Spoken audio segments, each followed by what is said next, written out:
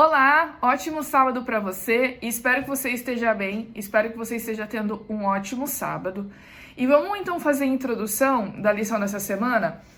Eu quero convidar você para que você venha durante esses dias estudar comigo a lição 10, e o título da lição 10 é Sexo antes do casamento. Durante essa semana a gente vai ter a oportunidade de ver melhor quais são os planos de Deus em relação às experiências sexuais que nós devemos ter, né? Tanto que a lição aqui no domingo fala que o propósito da lição é a gente saber o que Deus diz em relação a isso, né? Qual é o plano de Deus para nós? A gente já tem falado muito sobre isso aqui nos últimos dias, mas eu acho que essa semana a gente vai ter espaço para explorar melhor alguns pontos que nos outros dias a gente não pôde, tá bom? O texto-chave vem falando do capítulo 7 de 1 Coríntios, do verso 1 ao 9, que são textos que a gente já estudou na lição dos solteiros, mas que é importante também a gente recuperar esses textos aqui, porque esse texto ele tem mensagem para todo mundo, tem mensagem para os solteiros, tem mensagem para os viúvos e tem mensagem para os casados. Então, na parte dos casados aqui, o texto fala, olha, é muito bom que vocês tenham uma vida sexual e que um não prive o outro disso, a menos que seja por mútuo consentimento, diz aqui. E ainda fala que a mulher não tem poder sobre o próprio corpo, mas o homem também não tem poder sobre o corpo dele, porque lembra que no casamento a gente estudou que os dois são um só, né? E aí, depois vem falando aqui, aos solteiros e viúvos, digo que lhes seria bom se permanecessem no estado em que também eu vivo. Então, indiretamente, Paulo está dizendo que ele era solteiro, né? Caso, porém, não se dominem, que se casem. Ou seja, se você é solteiro, se você é viúvo, tem aí desejos, quer compartilhar a vida com uma pessoa, que você se case para que você não tenha uma vida sexual fora do casamento, né? Porque esse não é o plano de Deus. Então ele tá falando, olha, se não tá dando para segurar as pontas, se casa, não tem problema, né? Mas para que você não viva na impureza, para que você não viva fora dos planos de Deus, então que cada um tenha a sua própria esposa e cada um o seu próprio marido, tá bom? Então, gente, é isso. Eu espero que vocês me acompanhem aqui. Muito legal a galera que tem me acompanhado aqui no meu Instagram, Maura A. Eduarda. Se você estiver assistindo aí no canal do Michelson e quiser me seguir, me procura no Instagram, Maura A. Eduarda. E também não esquece de curtir o vídeo aqui, se inscrever no canal e compartilhar com seus amigos no seu Facebook. Se quiser me marcar no Instagram, compartilhar, é sempre legal ver essa interação, tá bom? E a gente se encontra então amanhã no resumo da lição de domingo. Até! Olá, tudo bem? Ótimo domingo para você! Vamos então fazer o resumo aqui, recapitular a lição de domingo, dia 29 de agosto, ficando, né? E a lição vem trazendo, eu lembro que quando eu ouvi a primeira vez essa palavra ficar, eu tenho a impressão que esse negócio de ficar começou quando eu era adolescente, há alguns bons anos atrás, tipo 20 anos atrás, Senhor, como estou velha. Mas é algo que eu percebo que foi evoluindo ao longo do tempo, porque antes ficar era um esquema tipo beijinho, né? Agora o negócio deu uma aprofundada, mais pesada, né? Então, a lição ela vem discutindo um pouco a respeito de como a relação sexual fora do casamento, ela se tornou algo comum e completamente aceitável pela sociedade, né? Inclusive, isso é tratado com a maior naturalidade em qualquer programa, podcast que você vê quando estão falando em sexualidade. Sempre essa questão ela é tratada com sexualidade. Por quê? Porque a relação sexual perdeu aquele significado original, né? E que a gente tem falado e repetido aqui tanto, que tem a ver com o que Deus reservou para uma intimidade entre marido e mulher, tá bom? Só que o que acontece? por causa dessa naturalidade com que a relação sexual ela é tratada na sociedade atual, então, por exemplo, se eu tô me sentindo sozinha aqui em casa e tô a fim de sair com alguém, eu baixo o Tinder, dá um match ali, eu saio com a pessoa hoje mesmo. E, enfim, faço o que eu quiser, se a pessoa estiver disposta e tá tudo certo. Então, as coisas hoje são muito rápidas, são muito fáceis, né? E o risco disso é que muitas vezes essas práticas acabam se integrando à igreja. Então, infelizmente, é comum que muitos jovens hoje na igreja tenham uma vida sexual ativa. E é por isso que é tão importante que nós discutamos sobre realidade, para a gente poder resgatar o verdadeiro significado e a importância da gente reservar esse momento para o casamento, né? Agora, tem uma pergunta aqui que a lição traz e que eu falei, uau, é isso, né? Diz aqui, ó, justamente sobre essa ideia de que essas coisas aí que são muito bem aceitas pela sociedade têm sido integradas na igreja, né? E fala assim, mas é a Bíblia que muda a humanidade ou é a humanidade que muda a Bíblia? Ou seja, será que a gente tem que atualizar a Bíblia para que as práticas que são aceitas pela sociedade também possam ser aceitas pela Bíblia? Ou é o contrário? Ou é a Bíblia que transforma, né, com a palavra que está ali, que foi inspirada por Deus? Então, eu acho que é uma reflexão muito importante que a gente deve fazer, né? O que Deus diz sobre isso? O que Deus planejou? Será que Deus ele é tão ruim assim, a ponto de privar você de curtir uma coisa tão gostosa, tão legal, e fazer você esperar, às vezes, alguns anos para você poder viver isso? Por que será que ele pede para você esperar? Então, eu acho que isso são coisas que a gente vai ter oportunidade de falar melhor durante essa semana. Tá bom, pessoal? Então, a gente se encontra amanhã na lição de segunda-feira aqui no Instagram. Até! Olá, tudo bem? Ótima segunda para você. Dia 30 de agosto. Uau, como tá passando rápido, né? E o título da lição de hoje é Sexo antes do casamento. É pecado? Antes disso, eu queria só comentar algumas coisinhas a respeito dos textos sugestivos de Ellen White pra gente ler, tanto no sábado quanto no domingo, e que são incríveis. Esse livro, Carta aos Jovens Namorados, é um livro que é interessantíssimo de ler. E eu fico pensando assim que talvez uma das coisas que eu queria bastante se Ellen White estivesse viva era receber uma carta dela, né? Porque você imagina ter... É lógico que a gente hoje tem a Bíblia e que a gente acredita que a Bíblia é a palavra direta de Deus, né? Mas você imagina receber uma carta assim, com instruções diretas de Deus, especificamente a respeito da sua vida, bem específico assim, tipo, olha, essa menina que você está se envolvendo, olha, esse rapaz que você está se envolvendo, cuidado, não é para você. As horas que vocês passam à noite não são horas que são recomendáveis para jovens, vocês não podem ficar até tarde. E tipo assim, e são coisas tão atuais. Foi tudo escrito no século XIX, sabe? Mas é tudo tão atual hoje em dia. É interessante a gente ver como que a dinâmica desses relacionamentos, basicamente a essência é a mesma, né? As relações humanas, assim, a gente muda o contexto social, a gente muda a cultura, mas algumas coisas permanecem, né? E eu acho que são fontes de conselhos, assim... imensuráveis, né? A gente não tem preço, assim, a gente ter acesso a todas essas coisas estão disponíveis gratuitamente. Então, eu recomendo muito que você possa ler, porque realmente, enfim, eu sou profunda admiradora de tudo que ela escreveu e realmente acredito que Deus a inspirou diretamente para deixar esses recados para nós, né? Mas vamos falar então do sexo antes do casamento, e a lição vem trazendo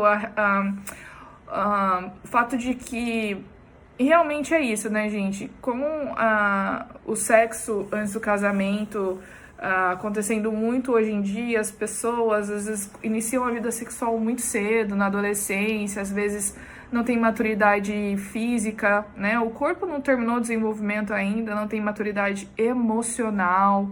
Enfim, maturidade. Não tem maturidade para encarar as consequências que vêm da decisão de você fazer sexo, especialmente quando você não tem um parceiro, né? Quando você tem vários parceiros.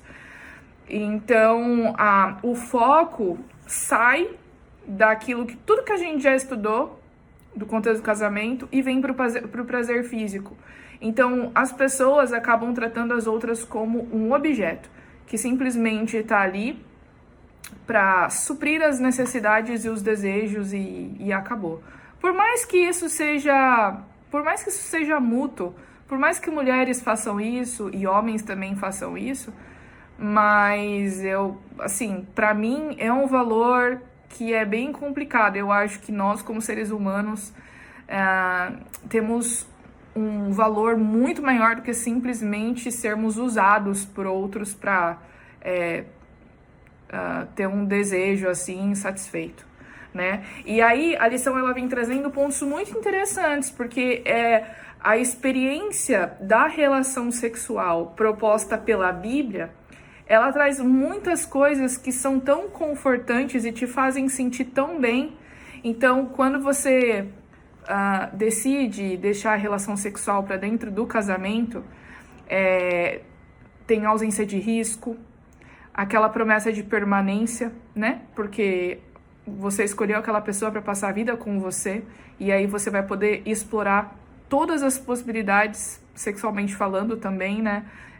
Em relação a isso, os dois podem aprender juntos, se desenvolverem juntos, ajudar um ao outro, respeito mútuo, isso é sempre muito importante. Os dois são iguais, não existe um não está ali para satisfazer apenas o outro, né? E tem que existir uma preocupação em relação à satisfação do outro, deve ser mútuo, compromisso de que essa pessoa está aí com você para o que der e vier, e, lógico, amor, né? E aí, outra coisa que a lição vem falando também é a respeito da virgindade.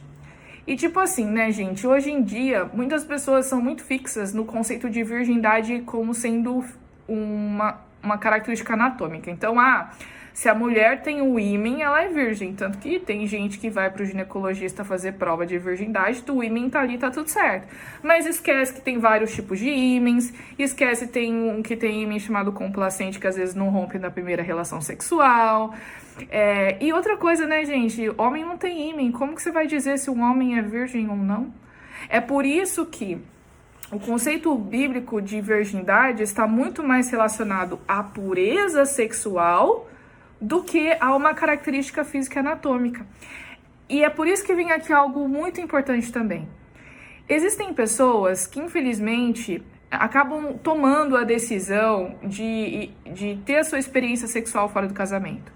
Pode ser que essa pessoa acreditasse que isso era ok e aí depois acabou se convertendo, ou pode ser que essa pessoa ainda era cristã, mas por algum motivo decidiu ter relação sexual.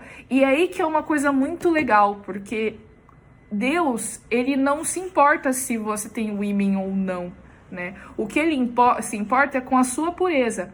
E por mais que agora você não se sinta puro diante de Deus, ou porque, por exemplo, você tem relações sexuais com seu namorado, com a sua namorada, ou porque você já teve isso em algum momento, ou até mesmo, pode ser que você não tenha tido nem penetração, né? Mas você já fez tudo o que tá envolvido ali na relação sexual, então mão vai, mão vem, aquela coisa toda.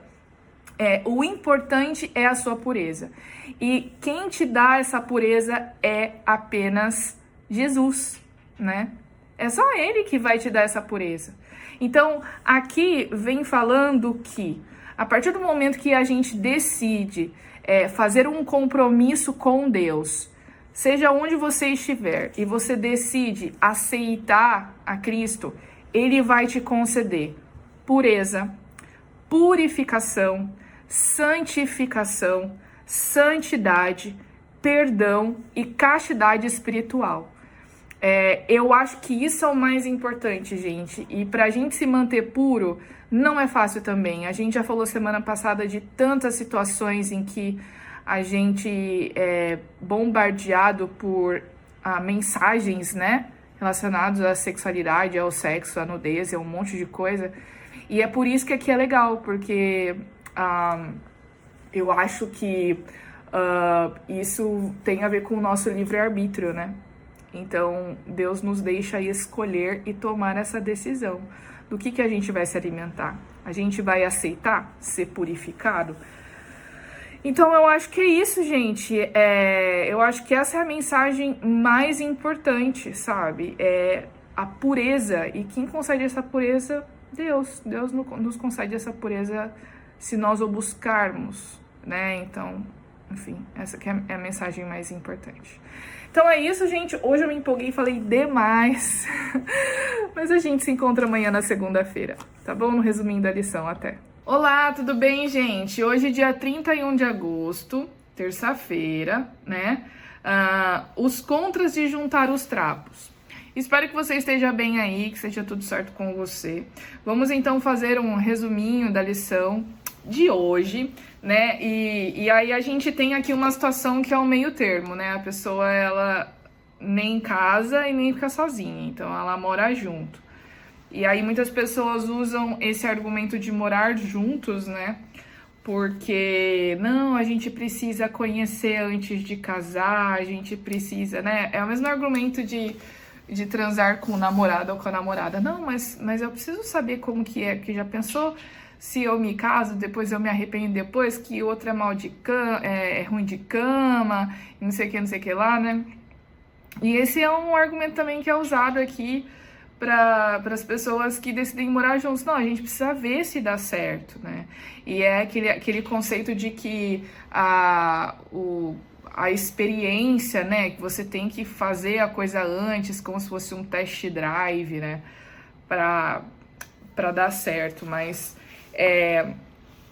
Esse é um conceito que basicamente vai contra, obviamente, né? Vai contra o que Deus tem para nós. O que eu acho mais legal, e que foi uma ideia que sempre me agradou, até mesmo nos momentos em que, quando eu era ali no início dos 20 e tal, em que eu quase fui... quase fui convertida para essa ideia de que realmente é bom, né? Eu devia testar antes. Então, mas sempre me agradou o argumento de que o casamento é o momento ideal para que os dois aprendam juntos, para que os dois descubram juntos, para que os dois se conheçam juntos, né? Então, isso sempre me agradou muito, de passar pela experiência juntos. E é isso que a lição vem trazendo também. Quando a relação sexual ela é feita no casamento, né, o foco fica ali no casal e não só em um ou só em outro, né? E é isso que Deus quer. Deus quer que tanto o homem quanto a mulher cresçam juntos no relacionamento, né, na vida sexual, para que eles aprendam juntos. Esse é o plano de Deus. Então, aqui no finalzinho da lição vem falando, a verdadeira realização vem por meio de uma perspectiva integral, na qual Deus abençoa o indivíduo, o casal, marido e mulher, suas mentes, corpos e habilidades espirituais. É o pacote, né? É o pacote. E aí vem aqui a lição, a pergunta, né, no final. Como morar junto preenche apenas parcialmente as necessidades de intimidade sexual? E aí eu lembrei exatamente da lição de ontem. Porque a lição de ontem a gente falou que a experiência sexual bíblica, ela te proporciona ausência de risco, promessa de permanência, respeito mútuo, compromisso e amor. Eu acho que quando os dois decidem morar juntos, não tem ausência de risco, porque você não tem nenhum vínculo ou compromisso que une os dois.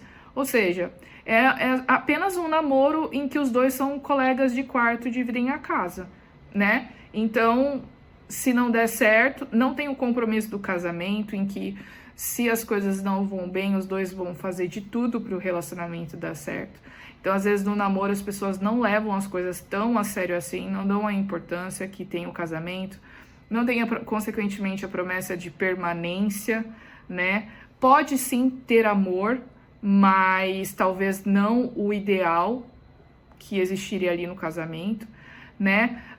Então, eu acho que tem várias coisas aí que estão envolvidas e que não vão suprir todas as necessidades que nós, como pessoas, temos em um relacionamento, né? Então, eu acho que é uma coisa a se pensar.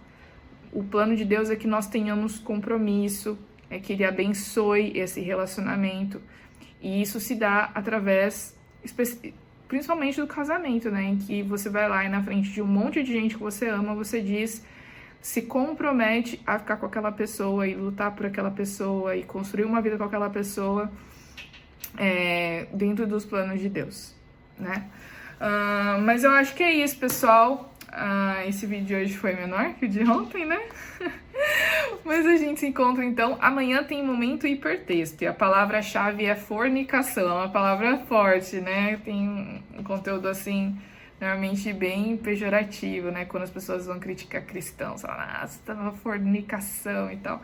Mas eu acho que a gente vai poder trabalhar então essa palavra melhor amanhã, tá certo? Então, até amanhã, dia 1º de setembro. Tchau! Olá, gente, tudo bem? Ótima quarta para você. Dia 1º de setembro, começando um novo mês, muito legal, né? Eu gosto dessa sensação do mês começando.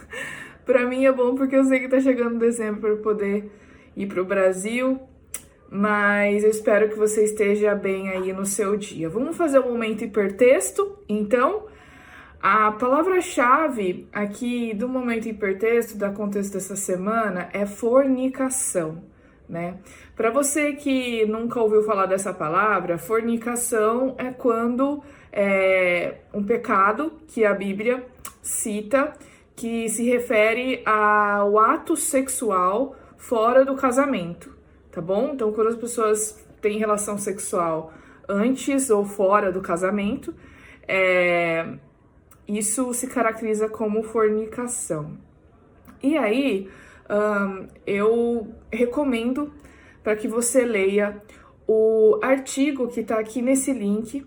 Eu vou colocar aqui no vídeo o link para você poder procurar, porque tem gente que às vezes não acompanha o guia de estudo, né? Para que você possa ler. Eu achei uma ótima resenha, é a resenha de um livro chamado Hooked, que o Michelson Borges fez. Inclusive, talvez eu vou pedir para ele colocar o link desse artigo na descrição do vídeo do YouTube, depois na sexta-feira, que ele vai colocar esse vídeo no canal dele. Inclusive, se inscreve no canal e curte o vídeo, beleza? E para que você possa ler, porque algumas palavras que eu coloquei aqui no meu mapa mental vieram depois da leitura desse artigo, dessa resenha que ele fez do livro.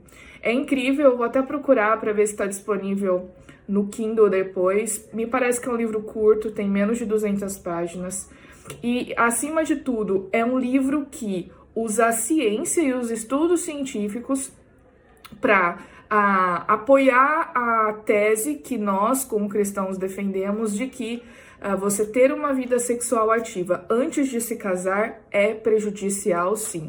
É lógico que o mainstream, ele sempre vai falar que você tem todo o direito de fazer isso. E realmente você tem direito, você tem a possibilidade. Mas será que você deve fazer? Só porque você pode, você deve fazer? Né? E é por isso que nós, como cristãos, nós apoiamos a escolha de deixar esse momento de intimidade da relação sexual para o casamento. E aqui, então, depois de ler esse artigo, que eu recomendo realmente que você leia, eu coloquei aqui algumas palavras e também do que a gente estudou, por exemplo, ontem e na segunda-feira, né? Então, fornicação é algo que é momentâneo, né? Não é algo como o sexo dentro do casamento que vai te dar a sensação de permanência. A ausência de compromisso, né? E esse compromisso que eu digo é aquele compromisso que a gente faz com a pessoa de ficar e permanecer com a pessoa, especialmente após o casamento, quando você se compromete a viver a vida com essa pessoa. Aumenta a chance especialmente os jovens, de terem depressão. Já falamos aqui que é pecado de acordo com a Bíblia. É algo egoísta, porque muitas vezes você vai apenas querer satisfazer os seus desejos, né, por algo que não vai ser duradouro. É uma distorção daquilo que Deus planejou para nós, que é a relação sexual dentro do casamento. Aumenta a chance de você se divorciar. Nesse artigo, o Michelson, na resenha, dá uma discorrida sobre isso e o porquê. Tem uma ausência de conexão emocional, porque na maior parte das vezes o sexo casual, ele é apenas para satisfazer as vontades físicas e não existe uma conexão, um vínculo de relacionamento entre essas duas pessoas. E o mais importante, gente, ao mesmo tempo que fornicação é pecado, como a Bíblia deixa claro, Deus perdoa, né? Eu acho que isso que é importante, a gente ter a certeza de que, por mais que nós tenhamos pecado, se a gente se chegar com humildade diante de Deus e pedir perdão, Deus, ele é todo poderoso e ele é misericordioso para nos perdoar e também para nos purificar. Então aqui não importa o que você fez no seu passado, o que importa é que você, uma vez que você pare, pense, tome a decisão, uma vez que você se arrependa e se humilhe diante de Deus falando: Senhor, eu quero ter uma vida nova, por favor me perdoa. Ele vai fazer isso, gente. Está disponível pra gente quando nós quisermos. A gente só precisa buscar, tá bom? E é essa a promessa, é assim que eu quero finalizar esse vídeo. Ao mesmo tempo que a gente vê o lado ruim de que a fornicação é pecado, nós temos a certeza de que Deus pode nos perdoar e nos purificar, tá bom? Eu acho que isso é o mais importante, por mais que nós nos sintamos pecadores, imundos, sujos, impuros, nós sintamos culpa, Deus, ele tem o poder de tirar todas essas coisas de nós, tá bom? Então, é isso, pessoal. A gente se vê amanhã, então, na quinta-feira, na recapitulação da lição, que tem o nome O Oficiante Divino, tá bom? A gente se encontra amanhã. Olá, tudo bem? Ótima quinta-feira para você, hoje dia 2 de setembro, e espero que você aí esteja bem com você. Vamos falar então do resuminho da lição, o oficiante divino. É muito interessante a perspectiva que a lição traz aqui a respeito do casamento, né? Eu anotei alguns pontinhos aqui. É interessante a gente pensar, por exemplo, no casamento como uma proteção, né? E a lição vem até citando aqui o que Paulo diz em 1 Coríntios 7, no verso 2, que a intenção de Deus ao estabelecer o casamento também era dar esta proteção, especialmente no mundo que a gente vive hoje de pecado, né? Para que tanto o homem quanto a mulher pudessem se proteger da imoralidade sexual, né? Tanto que Paulo diz também que se, por exemplo, você está sozinho e você tem muito desejo, né? Para que você não fique ardendo, que você se case, né? Então, a gente tem esse aspecto do casamento também ligado à proteção. Outra coisa aqui legal é a gente pensar que tanto o casamento quanto o sábado foram estabelecidos no Éden, né? Deus pega o dia do sábado e separa o dia do sábado, né? Tornando o dia do sábado santo, né? Um dia separado. E também a cerimônia do casamento é feita no sábado, né? Deus ali oficia o primeiro casamento entre Adão e Eva, né? Tanto que a lição também diz aqui o aspecto de que tanto o homem quanto a mulher estavam nus e não se envergonhavam, né? Que o homem deixa o seu pai e a sua mãe e se une à mulher para tornar uma só carne, mas a gente também tem aqui aquele raciocínio de que a mulher também deve fazer isso, né? Porque para eles se tornarem um, os dois têm que se juntar, se separar da sua família para formar uma nova família, né? E é muito legal também a gente pensar que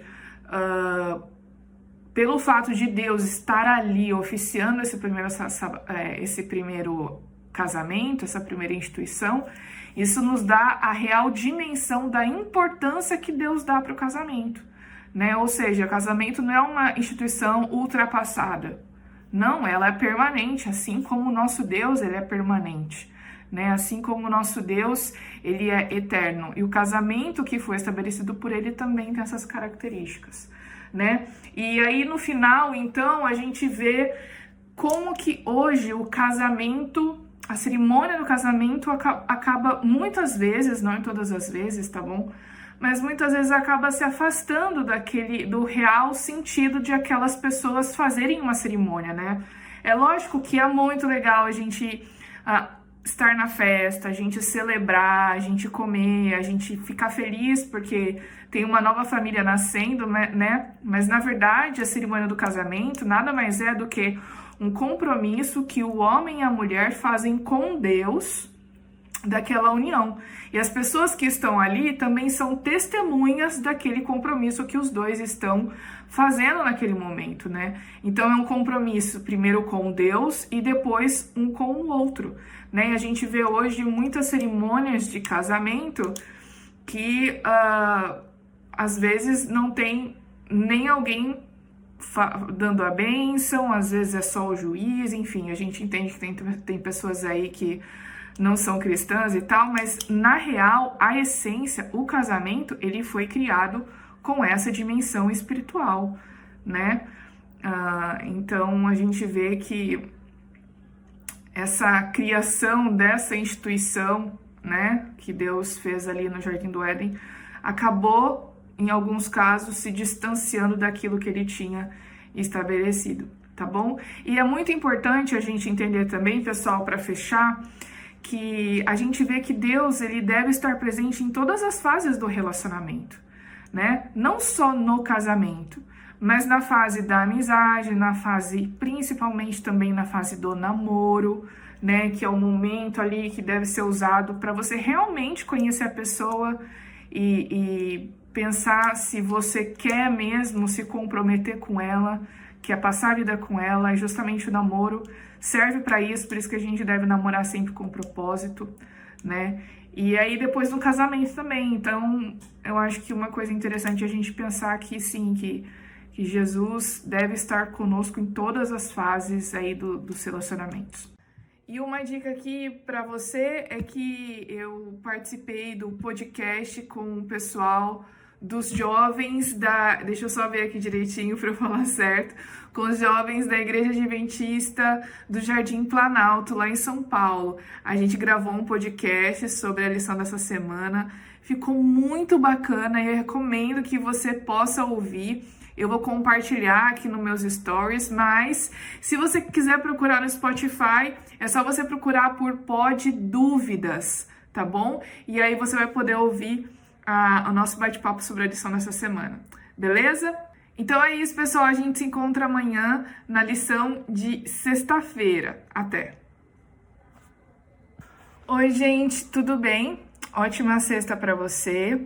Hoje, dia 3 de setembro, estamos aí quase terminando a semana, né? Impressionante como as coisas estão passando rápido, né? Então, vamos agora falar sobre a lição de sexta, a responsabilidade sexual. E uau, quantas coisas a gente pode falar sobre o que tá aqui, né? Sobre as perguntas que vieram aqui propostas pra gente conversar sobre em classe. Mas eu acho que a gente pode tirar algumas lições importantes. Eu acho que uma coisa que tem acontecido muito hoje é a sexualização precoce, até mesmo de crianças, né? E tem uma citação aqui de Ellen White, bem no início, que vem falando aqui que as afeições juvenis devem ser refreadas até chegar o período em que a idade é suficiente e a experiência tornarão honrosa e segura sua manifestação. Isso me lembra de uma reportagem que a Larissa aqui, que também assistiu os vídeos e a gente troca uma ideia de vez em quando, ela me compartilhou de uma menina de 8 anos que está namorando, né? E, pasmem, os pais estão incentivando esse namoro, Depois eu posso até pedir pro Michelson colocar na descrição do vídeo do YouTube esse link da reportagem para você dar uma olhada. Então, essa nada mais é do que um retrato do que a gente vê hoje, né, na sociedade. As pessoas estão cada vez mais sexualizadas. E aí a gente vê que cada vez mais as pessoas vão queimando etapas. Então, a criança, ela precisa ter espaço para ser criança, o adolescente e etc. E às vezes as pessoas, elas vão pulando essas etapas e não tem como dar certo, né? Outra coisa que aqui nas citações da Dona Branca vem falando é pra gente tornar útil a nossa juventude, pra gente viver todas essas etapas, pra gente ter responsabilidade, pra gente se comprometer com Deus, porque uma vez que a gente cai, ou uma vez que a gente erra, não tem como voltar atrás. E, infelizmente, alguns erros têm consequências para a vida inteira. Como nós estamos falando aqui de sexualidade, então, por exemplo, uma caída na tentação, quando você tem aí relações sexuais, quando tá namorando, por exemplo, a menina pode ficar grávida. Quantas adolescentes aí ficam grávidas e aí para o homem é mais tranquilo, né? Porque tem menino que foge responsabilidade e vai viver a sua vida normal. Agora, e para a menina, né? E para a menina que tem que ficar ali 9 meses com a criança, depois tem que cuidar, no início é muito dependente, enfim, para a vida inteira, um filho é para a vida inteira, né? Existem sim meninos, existem homens que quando acontece a situação são responsáveis, muda a vida também, porque você tem que amadurecer muito rápido, você tem que agora sustentar uma criança. Então são várias situações que acontecem que são fora do tempo, entende? Isso era para um outro momento e você acaba queimando essas etapas, fora questão de doenças, né, que você pode pegar, as doenças sexualmente transmissíveis, e até mesmo, né, pessoal, consequências psicológicas. E aí vem respondendo a pergunta que tá aqui: quais são os aspectos positivos de preservar a pureza sexual e a virgindade até o casamento? A gente já falou durante toda essa semana, né? E a gente falou ontem, o casamento dá aquela sensação de proteção. A gente falou nos outros dias também como tem uma atmosfera de compromisso, de permanência, de respeito, né? De você entender que aquela pessoa está com você na jornada e que também está comprometida com Deus junto com você. E que esse compromisso te dá a certeza de que se acontecer alguma coisa de errado, vocês dois vão trabalhar juntos para que possa arrumar essa situação, que possa dar um jeito, que as coisas possam melhorar, que a crise possa passar. Então, são várias coisas que estão envolvidas no escolher esperar, né? Tem outra pergunta aqui, ó. Que conselhos, e eu vou usar essa pergunta aqui para a gente encerrar.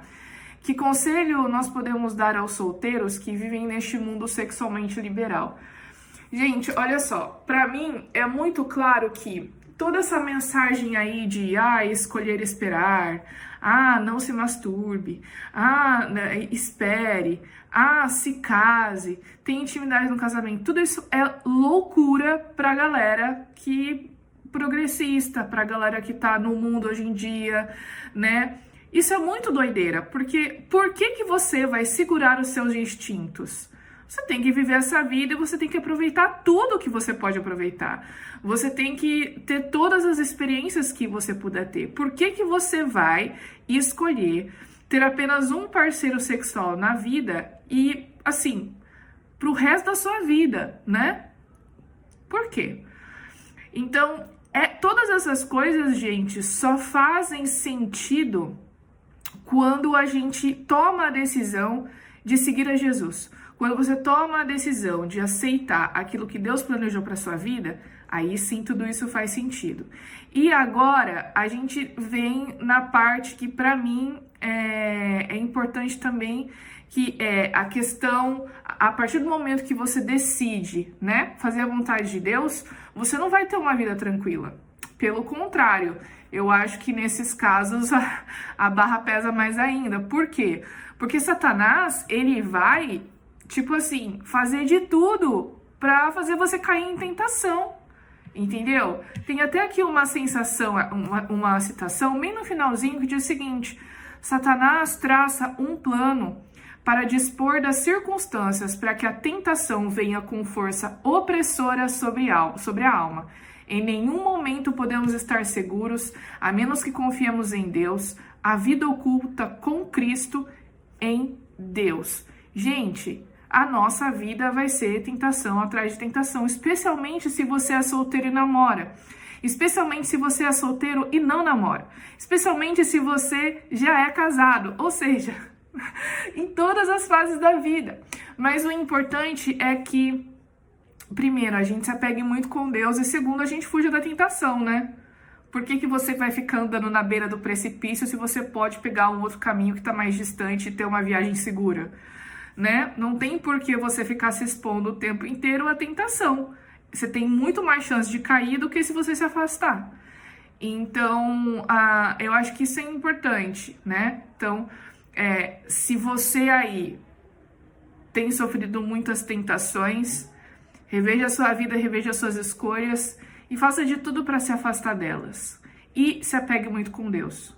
Porque Jesus fala que no mundo nós teremos ou teríamos tentações, mas ele venceu o mundo. Se ele venceu o mundo, ele nos dá força para vencer também, né? Então, eu acho que esse é um aspecto extremamente importante. É isso que fica dessa lição, né?